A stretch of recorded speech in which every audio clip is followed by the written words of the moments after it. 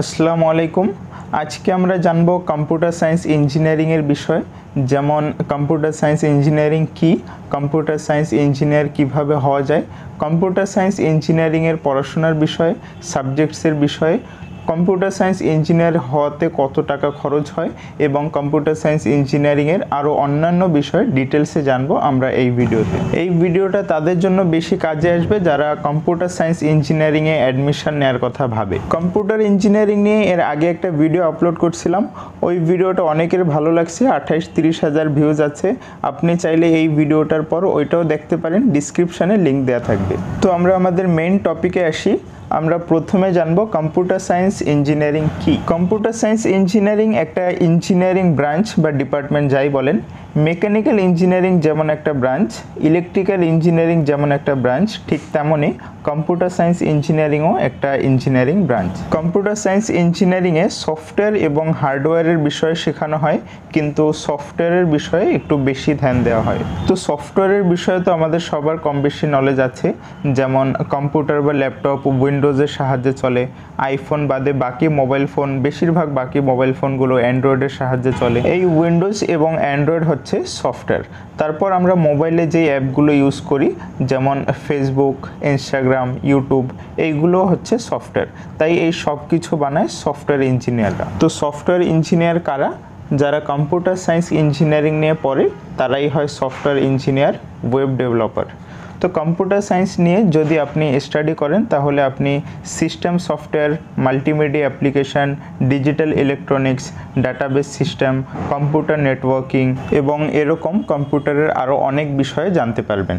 তো বন্ধুরা, এখন আসি আমাদের নেক্সট পয়েন্টে, কম্পিউটার সায়েন্স ইঞ্জিনিয়ার কিভাবে হওয়া যায়। কম্পিউটার সায়েন্স ইঞ্জিনিয়ার তিনটা পদ্ধতিতে হওয়া যায়। প্রথম পদ্ধতিটা হচ্ছে আপনি এসএসসি এবং এইচএসসি সায়েন্স নিয়ে পাস হবেন। ধ্যান দিয়ে শুনবেন, অনেকেই পরে জিজ্ঞেস করে এইচএসসি কমার্স নিয়ে পাস করছি বা আর্টস নিয়ে পাস করছি তো পারবো নাকি। বিএসসি, বিই, বিটেক এই তিনটাই হচ্ছে ইঞ্জিনিয়ারিংয়ের কোর্স। বিএসসির ফুল ফর্ম কি? BSc bachelor of science, BTech bachelor of technology, BE bachelor of engineering. এই কোর্সগুলোতে অ্যাডমিশন নেওয়ার জন্য সায়েন্স নিয়ে এইচএসসি পাস করা ম্যান্ডেটরি। হ্যাঁ, তো মেইন পয়েন্টে আসি। এসএসসি এবং এইচএসসি সায়েন্স নিয়ে পাস করার পর আপনি কম্পিউটার সায়েন্স ইঞ্জিনিয়ারিং নিয়ে বিএসসি, বিই, বিটেক এই তিনটা ব্যাচেলার ডিগ্রি কোর্সের যে কোনো একটা নিয়ে গ্র্যাজুয়েশন কমপ্লিট করলেই কম্পিউটার সায়েন্স ইঞ্জিনিয়ার হয়ে যাবেন। তারপর আপনি যদি মাস্টার্স কমপ্লিট করতে চান তাহলে এমএসসি, এমই, এমটেক এর ভেতর থেকে কোনো একটা নিয়ে মাস্টার্স কমপ্লিট করতে পারবেন। তো এটা গেল প্রথম পদ্ধতি। কম্পিউটার সায়েন্স ইঞ্জিনিয়ার হওয়ার দ্বিতীয় পদ্ধতিটা হচ্ছে আপনি ক্লাস 10th পর মানে এসএসসির পর পলিটেকনিক ডিপ্লোমাতে কম্পিউটার সায়েন্স ইঞ্জিনিয়ারিং নিয়ে স্টাডি করতে পারবেন এবং ডিপ্লোমা কমপ্লিট করার পর সেই আগেরটার প্রসেসের মতোই আপনি বিই, বিএসসি বা বিটেক যে কোনো একটা নিয়ে গ্র্যাজুয়েশন কমপ্লিট করতে পারবেন। কম্পিউটার সায়েন্স ইঞ্জিনিয়ার হওয়ার তৃতীয় পদ্ধতিটা হচ্ছে সার্টিফিকেট কোর্স। তো এই কোর্সটা আসলে কোনো গভর্নমেন্ট সার্টিফাইড কোর্স না। এই কোর্সটা করার পর কোনো গভর্নমেন্ট চাকরির জন্য অ্যাপ্লাইও করতে পারবেন না। এই কোর্সগুলো হচ্ছে তাদের জন্য যারা একদমই পড়াশোনাতে আগ্রহী না কিন্তু কম্পিউটার দিয়ে কিছু টাকা ইনকাম করতে চায় তাদের জন্য। এই কোর্সটা 6 মাস বা 1 বছরের হয়ে থাকে। এতে আপনাকে আপনার পছন্দ মতো কম্পিউটার সায়েন্সের পার্টিকুলারলি কোনো একটা বিষয় শেখানো হবে, যেমন software developer, web developer, digital marketing, data analytics etcetera. এরকম যে কোনো পার্টিকুলার একটা বিষয় শেখানো হবে এবং কমপ্লিট হয়ে যাওয়ার পর আপনাকে সার্টিফিকেটও দেওয়া হবে।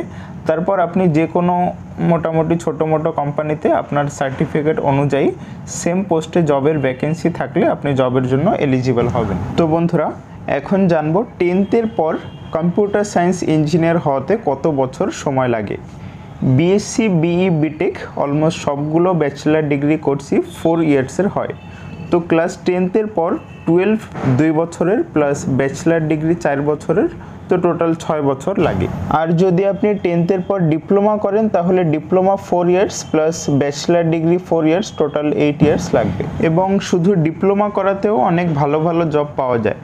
তো আপনি যদি কম্পিউটার সায়েন্স ইঞ্জিনিয়ারিং নিয়ে ডিপ্লোমা করেন বা ব্যাচেলার ডিগ্রি করেন তাহলে 4 ইয়ার্সে আপনার মেইন যে সাবজেক্টসগুলো থাকবে সেগুলো হচ্ছে theory of computation, software security, computer graphics, algorithms and data structure, calculus, linear algebra, software engineering, web development, cryptography, programming. তো কম্পিউটার সায়েন্স ইঞ্জিনিয়াররা এই 4 ইয়ার্সে জানতে পারবে প্রোগ্রামিংয়ের বিষয়ে, কারণ যে কোনো সফটওয়্যার ডেভেলপ করার জন্য প্রোগ্রামিং খুব জরুরি এবং প্রোগ্রামিংয়ের জন্য অ্যালগোরিদমস অনেক জরুরি। তো মোস্টলি কম্পিউটার ইঞ্জিনিয়াররা প্রোগ্রামিংয়ের বিষয়ে স্টাডি করে এবং অ্যালগোরিদমসের বিষয়ে স্টাডি করে এবং আরও জানতে পারবে ডাটাবেস ম্যানেজমেন্ট সিস্টেমের বিষয়ে, মানে সিস্টেম থেকে ডাটা কিভাবে স্টোর করা যায়, কিভাবে ডাটা সিকিউর রাখা যায় এবং ডাটা কিভাবে ট্রান্সফার করা যায়। তো কম্পিউটার সায়েন্স ইঞ্জিনিয়ারিং নিয়ে স্টাডি কমপ্লিট করার পর আপনি চাইলে এই বিষয়গুলোতে স্পেশালিস্ট হওয়ার সুযোগ পাবেন। Artificial intelligence, machine learning, human computer interaction, data science, cyber security, cloud computing, video game development. তো বন্ধুরা, এখন আসি ফিসের বিষয়ে। ব্যাচেলার ডিগ্রি কমপ্লিট করার জন্য 4 ইয়ার্সে কত অ্যামাউন্ট লাগতে পারে। আপনি যদি কোনো গভর্নমেন্ট কলেজ থেকে স্টাডি করার সুযোগ পান তাহলে আপনার অবশ্যই অ্যাডমিশন নিয়ে নেওয়া উচিত, কারণ গভর্নমেন্ট কলেজে 4 ইয়ার্সে 40,000 থেকে 1,20,000-এর ভিতরেই হয়ে যাবে। কিন্তু আপনি যদি কোনো নর্মাল প্রাইভেট কলেজেও অ্যাডমিশন নেন তাহলে 5-7 লাখ টাকা তো যাবে। তো এখন আসি আমাদের লাস্ট পয়েন্টে, কম্পিউটার সায়েন্স ইঞ্জিনিয়ারিং নিয়ে স্টাডি করা ইজি নাকি হার্ড। কম্পিউটার সায়েন্স ইঞ্জিনিয়ারিংয়ের সিমিলার আরও 2টা ব্রাঞ্চ আছে, সেই 2টা হচ্ছে কম্পিউটার ইঞ্জিনিয়ারিং এবং আইটি, ইনফরমেশন টেকনোলজি।